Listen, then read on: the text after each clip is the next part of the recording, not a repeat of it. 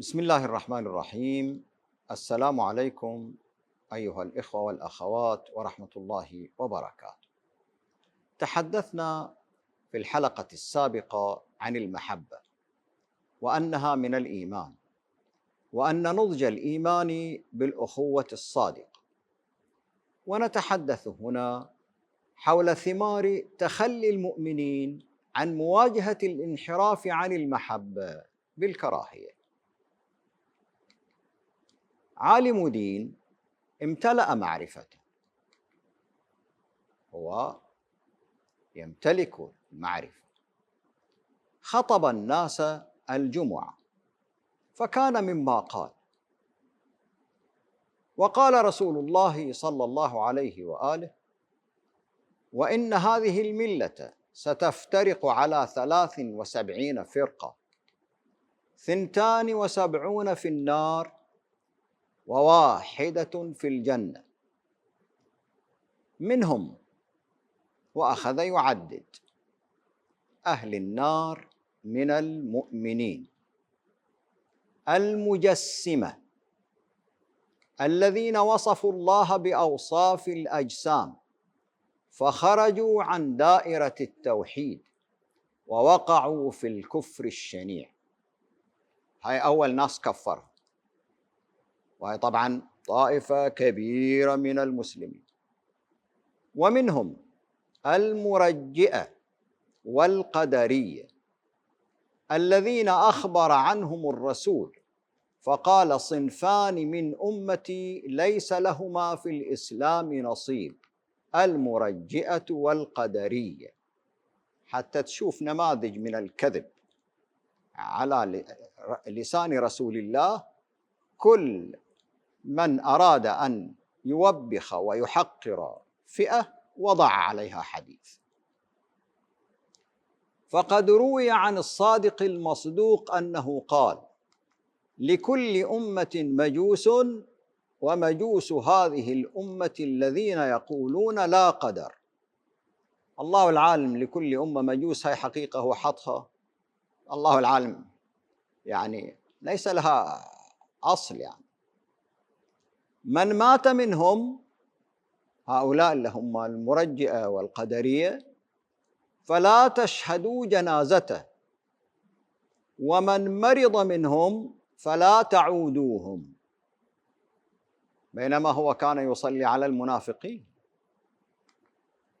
ومن الفرق التي شذت، الكلام لا زال لخطيب الجمعة، ومن الفرق التي شذت عن جماعة المسلمين، يعني هاي أصحاب النار، يعدد هو في أصحاب النار: الخوارج الذين قالوا بكفر مرتكب الكبيرة، بل منهم من يكفر الحاكم إذا حكم بغير الشرع. يعني هذا مقطع من الخطبة. مألوف هذا الكلام لا زال أم انتهى وانقضى؟ هذا الكلام من القرن الثالث أو الرابع. هاي خطبة في القرن 21، ممتدة من القرن الثالث، القرن الحين الثالث عشر، الرابع عشر. الامتلاء بالمعرفة، هذا العالم أستاذ دكتور، يعني لا نستنقص علمه، فهو عالم وعنده معارف كثير، لكن الامتلاء بالمعرفة لا يملأنا بالوعي، بل قد يزيدنا ضلالا عنه، يكون علمنا ضدنا، ونكون كما قال: وأضله الله على علم. التوجيه من الله ومن رسوله ما هو؟ يقول سبحانه وتعالى: وإذا رأيت الذين يخوضون في آياتنا فأعرض عنهم حتى يخوضوا في حديث غيره، وإما ينسينك الشيطان فلا تقعد بعد الذكرى مع القوم الظالمين. أمثال هذا الخطاب بدأ معنا منذ عهد قديم، من صدر الإسلام. لماذا لم يعرض المؤمنون عمن كانوا يخوضون في آيات الله؟ لماذا حضروا صلاة خطيبها يؤلب ويشتم ويلعن فريقا من المؤمنين؟ لماذا لم يسمعوا لنصيحة رسول الله بعدم البقاء في حلقة ذكر ولو بالقرآن إذا كان فيها تأسيس لاختلاف القلوب، كما نصحهم حين قال: اقرأوا القرآن ما ائتلفت عليه قلوبكم، فإذا اختلفتم فيه فقوموا. اختلاف قلوب مو اختلاف آراء كما ذكرنا سابقا.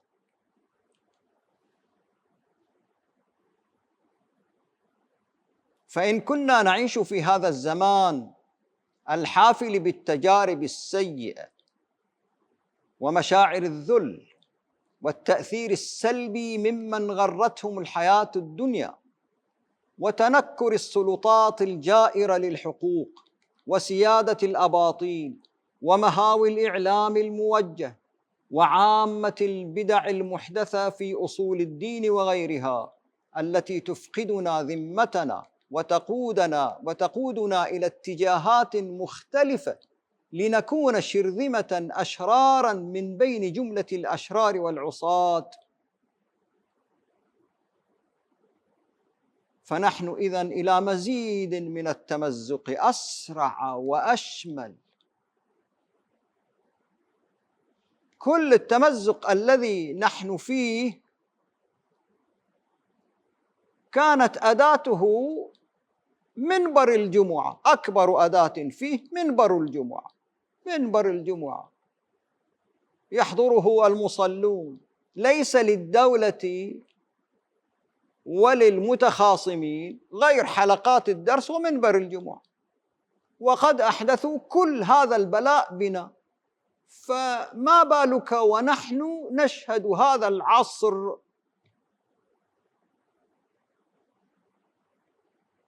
فمنبر الجمعة وحده كان قادراً على تمزيقنا بالكراهية، فيا ترى كيف هو المآل والشيطان قد ملك من الأدوات ما لم يحلم به يوما. فلو تأمل الناس المؤمنون بعقول متحررة ونظروا في حالهم وحال من حولهم، لو تأملوا وتفكروا وحاسبوا أنفسهم، فبأي حجة سيحتجون بها يوم القيامة على ما هم عليه الآن؟ ما هو المبرر؟ ما هي حجتنا؟ ماذا سنقول للنبي صلى الله عليه وآله؟ وكيف فعلنا بأمته وهم نحن؟ كيف فعلنا بأنفسنا؟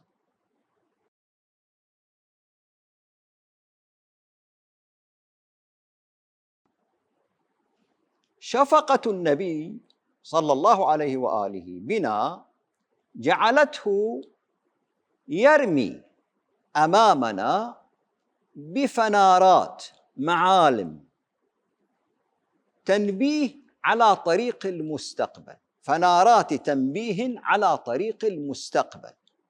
يعني وضع على طريق المستقبل معالم عسانا، يعني عسى وجعل على ما يقولون أن ننتبه إلى بعض هذه المعالم ونراجع أنفسنا ونعلم أننا على غير الطريق، عسانا أن ننتبه لسقوطنا فنعود.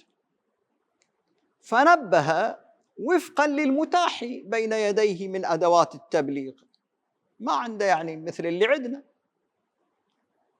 فوفقا لما هو متاح له تكلم مع المهاجرين. يعني لا يمتلك تصوير ولا توثيق ولا يعني يجعل فيديوهات نشاهده صلى الله عليه وآله الآن، فتكلم مع المهاجرين لعلمه أنهم من سيمسكون العصا من بعده، فبدأ بهم ليحذرهم عواقب العقوبات القدرية. إن فعلتم أصابكم، لكل عمل نتائج، لكل خطأ نتيجة، لكل خطأ وفاحشة عقوبات. حديث يروى عن النبي للمهاجرين صلى الله عليه وآله: يا معشر المهاجرين، 5 إن ابتليتم بهن وأعوذ بالله أن تدركوهن: أولى، لم تظهر الفاحشة في قوم قط حتى يعلنوا بها، يعني ما أحد يتستر، إلا فشى فيهم الطاعون والأوجاع التي لم تكن مضت في أسلافهم الذين مضوا. عمل، فاحشة، وعقوبتها. الثانية: ولم ينقصوا المكيال والميزان،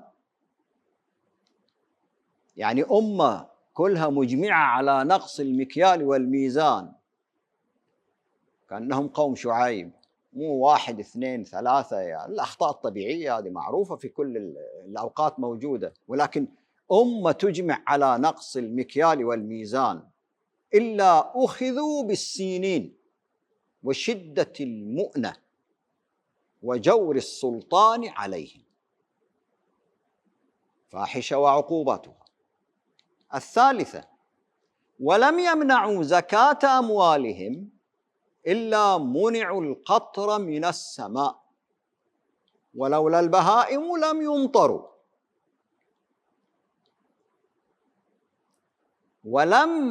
الرابعة: ولم ينقضوا عهد الله وعهد رسوله إلا سلط الله عليهم عدوا من غيرهم فأخذوا بعض ما في أيديهم. الخامسة: وما لم تحكم أئمتهم بكتاب الله ويتخيروا مما أنزل الله إلا جعل الله بأسهم بينهم. طبعا الأمة اللي يتكلم عنها أو اللي تشبهنا هم أصحاب الرسالات، مو كل أمم الدنيا، مو اللي لم يتحملوا أمانة، مو اللي ما عندهم مبادئ يعني ودين وعقيدة التزموا بها، وإنما يخاطب المؤمنين وأمثال المؤمنين، أصحاب أتباع الديانات السماوية، أتباع الرسل اللي عندهم أمانة وهكذا فعلوا. لم يكن المهاجرون وقت الخطاب يمثلون العدد والعدة، بل الأنصار، ولكنه ولعلمه أن المهاجرين هم من سيمسكون القيادة من بعده، لا الأنصار. الأنصار خاطبهم، نبههم إلى العقوبات القدرية للأعمال، فارتكاب الفواحش عقوبته الوباء والمرض، الوباء والمرض المستجد بعد، حتى الأشياء ما يعرفونها أسلافهم. يعني هل كان يخشى أن يرتكب المهاجرون مثلا الزنا؟ عندنا الفاحشة يعني زنا أو أمثالها، يعني كان يعني يخشى من المهاجرين أن يرتكبوا هذه الأعمال؟ كلا، فهم أبعد ما يكونون عن هذا. ولكنها فواحش القلوب، شدة البغضاء فاحشة، شدة الخلاف فاحشة، التمييز بينهم وبين الأنصار فاحشة، التمييز في العطاء بين المؤمنين لسبب وآخر فاحشة، كل ما يمزق القلوب فاحشة. فهذه كانت مشكلتهم، هذا ما وقعوا فيه، لا أنهم يزنون، حاشاهم، هذه أخطاء المؤمنين، مشكلة أعظم من أخطاء الحواس، أخطاء القلوب. فواحش الحس أيضا تفشت في مكة والمدينة، لكن يعني ليس في أول عهد الخلافة الراشدة، وإنما في أواخرها وفي زمن الأمويين.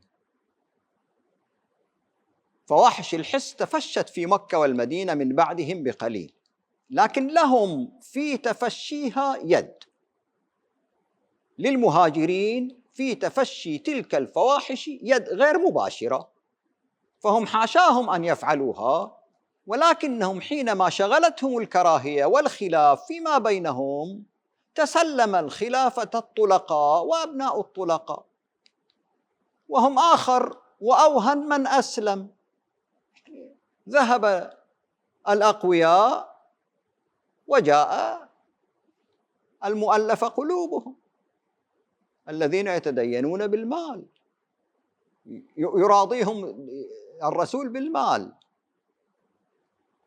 فلم يمض وقت طويل حتى شاهد من بقي من المهاجرين والأنصار المدينة ومكة دارا للغناء والطرب،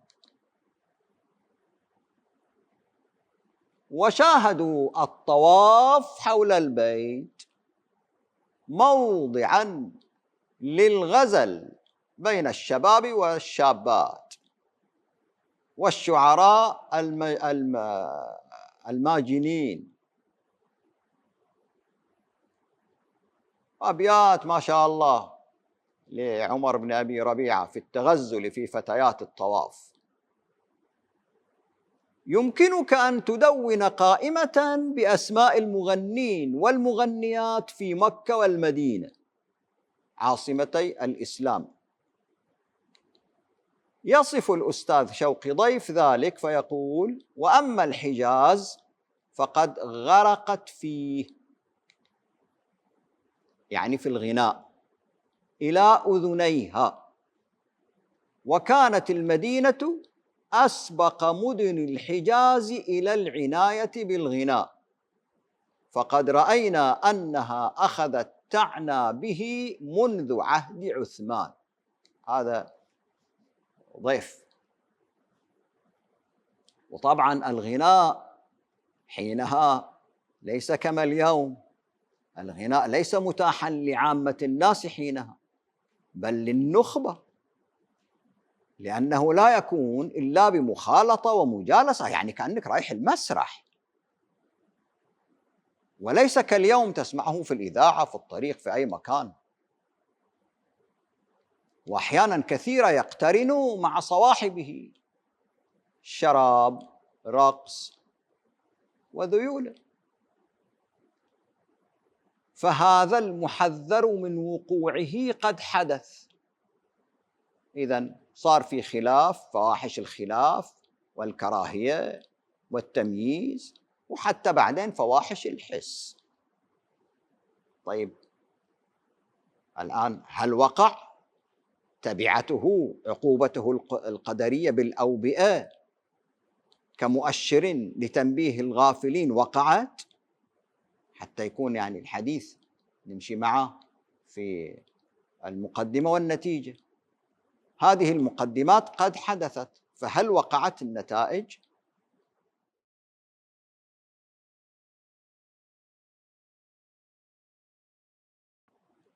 أولا لا تذهب مذهب الذين كلما رأوا مرضا قالوا عقوبة مقدرة. ما نتكلم عن هذا الشيء، نتكلم عن حالة خاصة. فالأمراض من طبيعة الأرض وتنوع أحيائها وضوابط اتزانها. هذه الأمراض هي ضوابط اتزان، وقد تنشط فيروسات أو ميكروبات بسبب فاحشة بشرية تحدث خللاً في الطبيعة فيظهر على شكل وباء. هذا يصير في الطبيعة يعني. نعم، لابد أن هناك خلل أحدث خللاً في التوازن الطبيعي بحيث يتحول إلى وباء. مو لازم أوبئة مرض يعني، ولكن الوباء يعني شيء ينتشر فوق العادة، لأن الأوبئة ليست من مظاهر الطبيعة المتعافية. وهذا لا يقتصر على الأوبئة، قد يشمل انتشار نوع من الحيوان بشكل مدمر، هذا موجود يعني لاحظنا. يفعل الإنسان خللاً في الطبيعة فينتشر حيوان آخر يدمر الطبيعة هو الآخر. ففيما لو أحدث خطأ بشري ما خلل أزال عنصراً من عناصر التوازن الطبيعي، وطبعاً الفاحشة هي كل خطأ واسع الانتشار بما يفوق المعدل الطبيعي للخطأ، فإنه الطبيعة ترد. هذا شيء طبيعي وله عقوبات قدرية، نظام في الطبيعة. لكن لا ننكر أيضاً أن شيوع الفواحش فوق معدلاتها الطبيعية نوعاً أو كماً هو خلل في الطبيعة أيضاً. فإذا ما شاع الشذوذ أو تناول المخدرات بدرجة هي فوق حدود الموازين الطبيعية للانحراف، فذلك يساعد على سرعة توالد الفيروسات والميكروبات في الطبيعة، وهذا طبياً حتى موجود، فيتحول وباءً اللي هو طاعون. فالأوبئة ليست من مظاهر توازن الطبيعة بل الخلل، وكل خلل إنما يسببه خلل.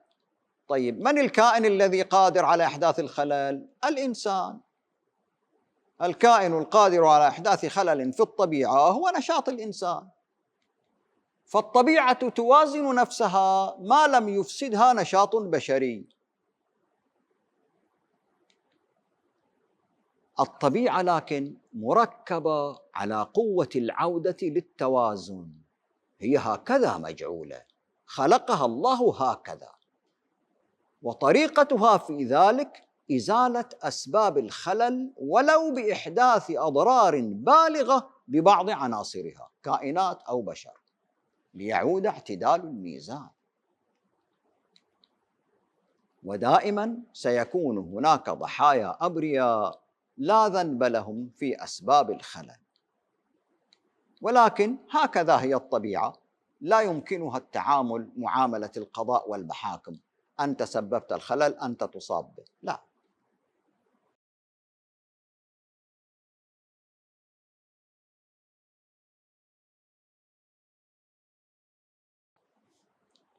فهل انتشرت أوبئة في صدر الإسلام بسبب أخطاء بشرية؟ نعم.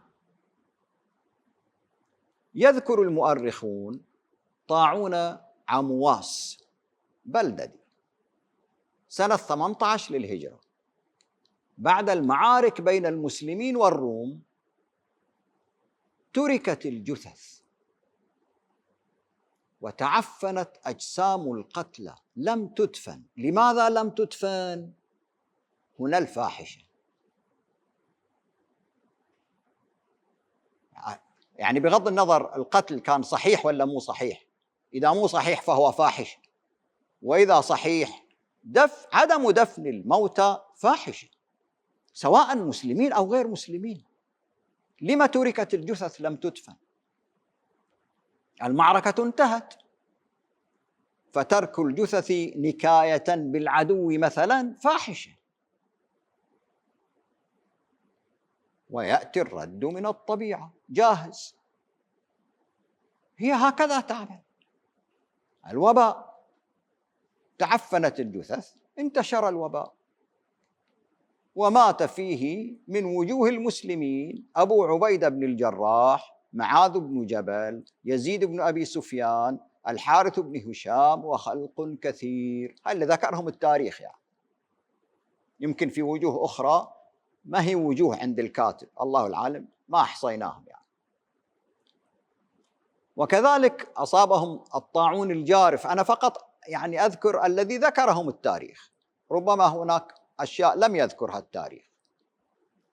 والطاعون الجارف بالبصرة سنة 59 للهجرة، زمن الزبيريين، وما أدراك ما زمن الزبيريين، حروب لا تنتهي.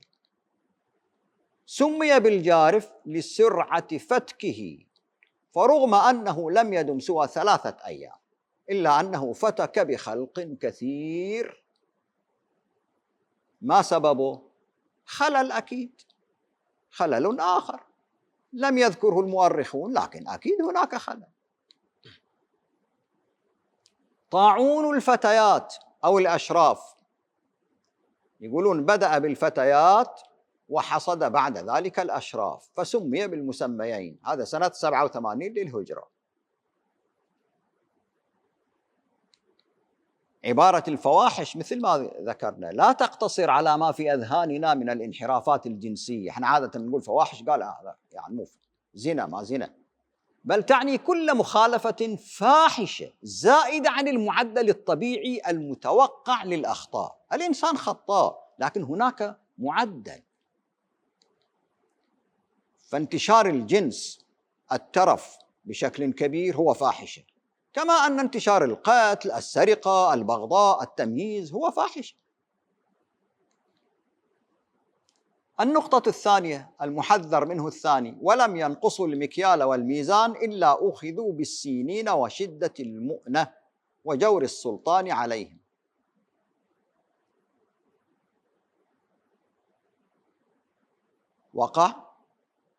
هل وقعت المجاعة كعقوبة قدرية؟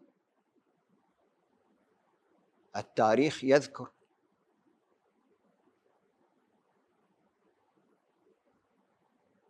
إذا وقعت المجاعة كعقوبة قدرية فهي دليل على أن هناك خلل في المكيال والميزان بين المؤمنين عمهم، ولكن لم يذكر المؤرخون ذلك. لكن حديث النبي وهو يحذر المهاجرين، يعني هم سيشهدون، يدل على هذا الخلل. كيف حدث؟ الله أعلم. لكن أصابتهم المجاعة. ففي سنة 18 للهجرة، عام الرمادة مشهور، أصيب المسلمون في المدينة اللي هي عاصمة المسلمين بالمجاعة بعدما انحبس المطر 3 سنين حتى هلكت الماشية وانقطع الحصاد، وحتى دخلت الوحوش المدينة، ما في شيء تاكله في البر، فلجأت دخلت إلى الناس وأكلت الناس وحوش البر، ما عندهم شيء، غنم، ماتت الأغنام والنباتات وذهبت، فأكلت يعني الوحوش، ثعابين، الضب، أي شيء يتحرك صاروا يأكلونه. واستنجد خليفة المسلمين في ذلك الوقت عمر بن الخطاب من الأرياف للبوادي إدارة، يعني أراد أن يدير الأزمة، مسؤول، فقام بإدارة الأزمة وأجرى يعني إجراءات كبيرة ليواجه هذا الأمر. فاستنجد من الأرياف للبوادي ومن الأمصار للمدينة، أصحاب السوق وكذا جابوا المدينة على أساس يعني يقاوم، حتى يقال أنه وضع قاعدة أن طعام الاثنين يكفي 4، قسم الطعام بين الناس ولا يموتوا، كان إجراء صحيح. وكان عمر يستشعر أن خطأ قد حدث وأن ما هم فيه هو عقوبة قدرية، عند هذا الشعور صابر. يتبين ذلك في قوله: أيها الناس اتقوا الله في أنفسكم وفيما غاب عن الناس من أمركم لعلكم تسوون أشياء بالسر في شيء ما أعرفه، فقد ابتليت بكم وابتليتم بي فما أدري السخطة علي دونكم أم عليكم دوني، يعني ما أنا أعرف هذا اللي احنا فيه بسببي أو بسببكم، أم علي وعليكم، فهلموا فلندعو الله أن يرحمنا ويصلح قلوبنا ويرفع عنا المحن. كان عمر محق في ملامته وهواجسه، لأن أول ما يجب أن نفتشه أنفسنا، فهلموا فلندعو الله أن يرحمنا ويصلح قلوبنا. لكن هل وقعوا على أخطائهم؟ لا يذكر التاريخ.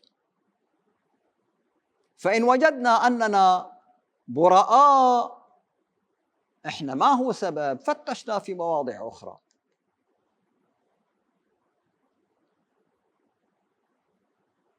في ناس ينكرون العقوبات القدرية ويرجعون الأمور كلها للطبيعة، فلا خلاف بيننا وبينهم إلا من جهة الإيمان. نحن نؤمن بأن هناك عقوبات قدرية وهم لا يؤمنون، لكن الواقع مشهود منا ومنهم. فهم يظنون أن الإيمان مثلا ينكر العوامل الطبيعية للأحداث وينسبها لعوامل غيبية، ولهم علينا في ذلك شواهد. يعني إذا كان مستندهم هي الثقافة التي تعشعش في عقول كثير من المتدينين فهم يعني محقون. وأما إذا علمنا بأن الإيمان لا ينكر الطبيعة، بل يقول إن الطبيعة مركبة تكوينا على رد الفعل الخاطئ بما يقابله وفورا، هكذا هي. فإذا أسرفنا في شيء خارج التوازن المحتمل في الطبيعة فإن خللا ما سيحدث تلقائيا، ولا بد للطبيعة من العودة عن الخلل للتوازن. هذه سنة الله في الخلق، هذا ما نسميه العقوبات القدرية. يعني هي تلقائيا تعمل، هي تلقائيا تعمل. وأما ثنائية نقض عهد الله وترك كتابه، اللي هي ولم ينقضوا عهد الله وعهد رسوله إلا سلط الله عليهم عدوا من غيرهم فأخذوا بعض ما في أيديهم وما لم تحكم أئمتهم بكتاب الله ويتخيروا مما أنزل الله إلا جعل الله بأسهم بينهم. أحد عنده شك في النتائج؟ بقي في أيدينا شيء؟ النتائج فينا مشهودة بلا جدال. طيب، فصار من الواجب الرجوع للوراء والبحث عن مواضع التضييع. أين ضيعنا وما الذي نقضنا؟ أي عهود الله نقضنا؟ يعني أكيد نقضنا، أكيد خالفنا، ولهذا هذا مآلنا، مو من اليوم. فأي مواضع يعني الكتاب خالفنا؟ لأن تحذيرات الرسول رسائل، لا تبحث في أخطاء معتادة، والله الناس كذا الناس كذا. الأخطاء المعتادة من البشر دائما المتدينين يعني يحطون على قولتهم حرتهم فيما يرون، بل ابحث عن التبدلات الكبرى في المسلمين سياسة، دينا، شريعة، أخلاقا وقيما. هناك ابحث. سيكون ذلك صعبا حتما، وسيكون من الصعب إذا علمته أن تقبله، لأنه أكبر بكثير مما تتصور. إحنا أصلا جزء من التضييع، كل ما في يدنا تضييع.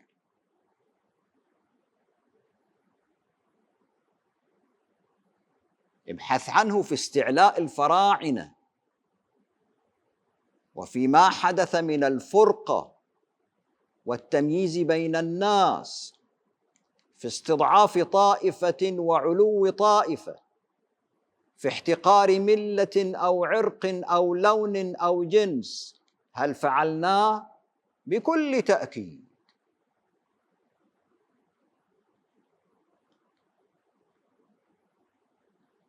وما لم تحكم أئمتهم بكتاب الله ويتخيروا مما أنزل الله، نتابع التحذيرات والنتائج، إلا جعل الله بأسهم بينهم.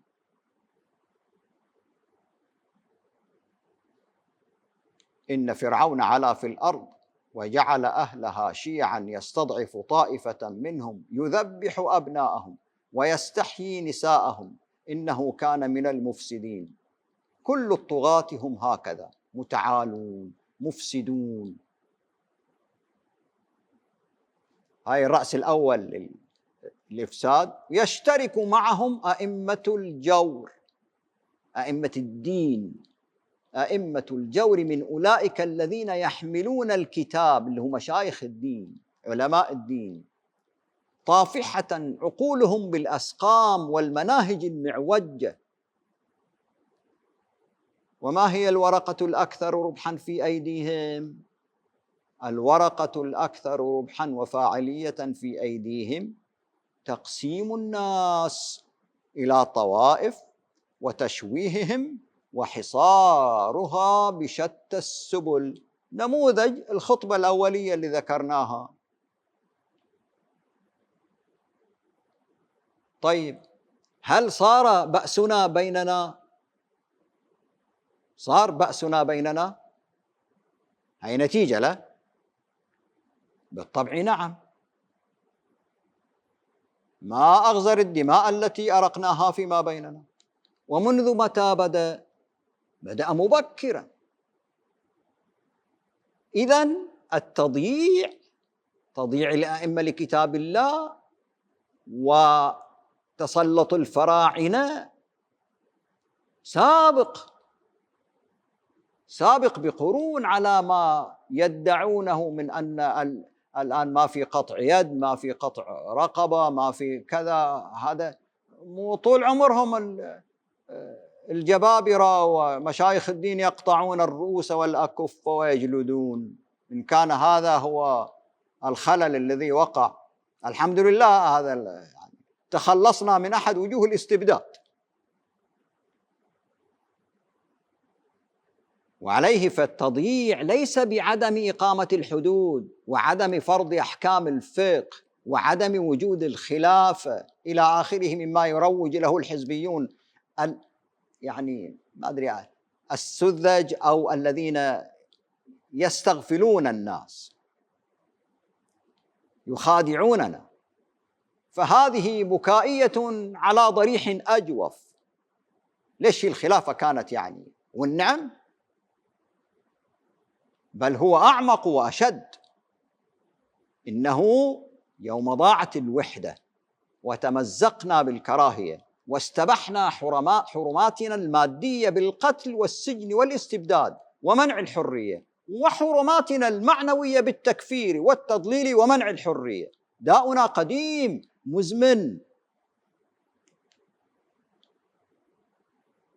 نتابع إن شاء الله الحديث في نفس هذا الهم في الحلقة القادمة. والسلام عليكم ورحمة الله وبركاته.